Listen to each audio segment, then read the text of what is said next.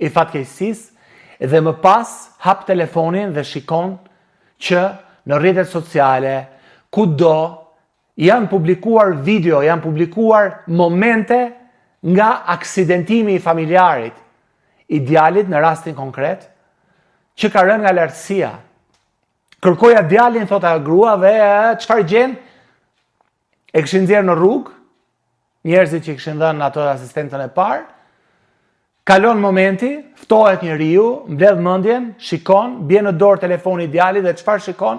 Shikon që po, dhe jo fëmijë, por të rritur, kanë xhiruar këto moment, pa pyetur fare se ky fëmijë ka një nën, ky fëmijë ka një baba, një vlla, një motër, një familjar, se ky fëmijë është në shpirtin e dikujt, por kanë nxjerrë telefonin sepse është moda për të publikuar çdo gjë.